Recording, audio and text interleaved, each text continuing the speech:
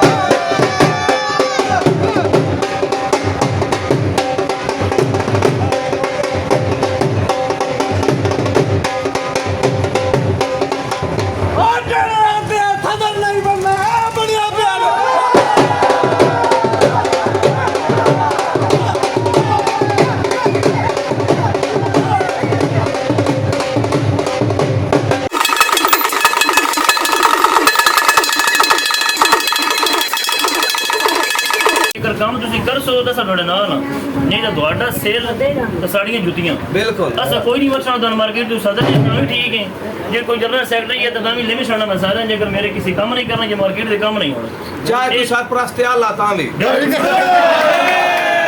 ठीक है ना भाई अगर मैं काम नहीं करता तो कंप्लेन करो वो तो जड़ा चंगा टूटिया भाई तो सुनते नहीं गल खिचड़ी पकानी है भाई यार मैं कोई जोर किसे पास भाई यार किसी कोई पैसा ग्रुप बना छड़ा मार्केट दा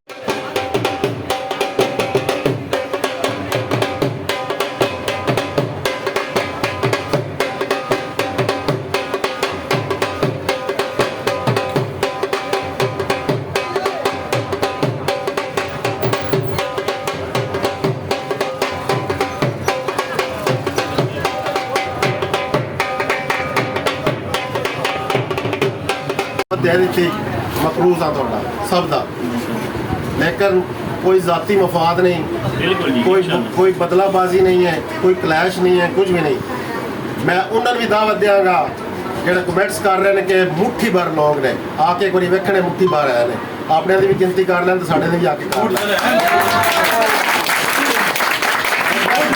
ਅਸੀਂ ਉਹਨਾਂ ਦੀ ਜ਼ਬਾਨ ਵਿੱਚ ਉਹਨਾਂ ਜਵਾਬ ਨਹੀਂ ਦੇਣਾ, ਅਸੀਂ ਉਹਨਾਂ ਨੂੰ ਐਕਸਪੋਜ਼ ਕਰਨਾ ਹੈ, ਸੋਸ਼ਲ ਮੀਡੀਆ ਤੇ ਦਿਖਾਣਾ ਹੈ ਕਿ ਉਹ ਜ਼ਬਾਨ ਰੱਖਦੇ ਨੇ। ਉਹ 10-12 ਬੰਦੇ ਜਿਨ੍ਹਾਂ ਵਿੱਚੋਂ 5-6 ਦੀਆਂ ਦੁਕਾਨਾਂ ਹੈ ਨਹੀਂ, ਨਿਸ਼ਾਨ ਹੀ ਨਹੀਂ ਉਹਨਾਂ ਦਾ, ਉਹ ਆ ਕੇ ਸਾਡੇ ਯੂਨੀਅਨ ਸਰਪਰਸਤ ਬਣੇ ਹਨ, ਸਾਡੇ ਮੁਸਲਤ ਹੋਏ। ਮੁਖਤਸਰਨ ਸਾਡਾ ਸਭ ਤੋਂ ਪਹਿਲਾ ਏਜੰਡਾ ਕਿ ਅਸੀਂ ਕਿਸੇ ਦੁਕਾਨਦਾਰ ਦਾ ਟਾਈਮ ਜ਼ਾਇਆ ਨਹੀਂ ਕਰਨਾ, ਟਾਈਮ ਵੇਸਟ ਨਹੀਂ ਕਰਨਾ ਬਿਲਕੁਲ। ਮੁਖਤਸਰਨ ਗੱਲ ਤੁਹਾਨੂੰ ਅਗਲੇ ਦਿਨ ਮੁਸ਼ਾਵਰਤ ਵਾਸਤੇ ਬੁਲਾਇਆ ਸੀ ਕਿ ਅਸੀਂ ਮਾਰ ਯਾਸਰ ਨੂੰ ਸਦਰ ਵਾਸਤੇ ਮੁੰਤਖਬ ਕੀਤਾ ਸੀ। ਉਮੀਦ ਹੈ ਤੁਹਾਨੂੰ ਫੈਸਲਾ ਪਸੰਦ ਆਇਆ ਹੋਏਗਾ। किसी के अंदर कोई एतराज़, कोई नाराज़गी, कोई रंजिश, कोई तजवीज़ देना चाहे बड़ी खुशी नाल दे सकता है, किसी से कोई पाबंदी नहीं। General secretary mobile union Balwal वास्ते जनाब आसफ जसपाल साहब। मोबाइल यूनियन चेयरमैन का कैसा होता है जड़ा हर बंदे की अख विच पा के गल कर सकता है, ਉਹਦੇ वास्ते भाई अब्बास पन्यूता साहब।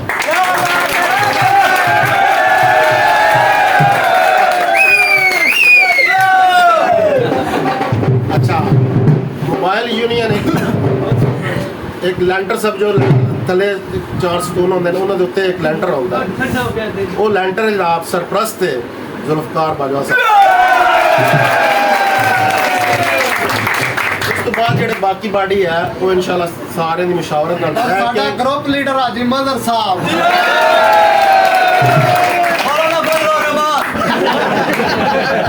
इंशाल्लाह हर मौके हर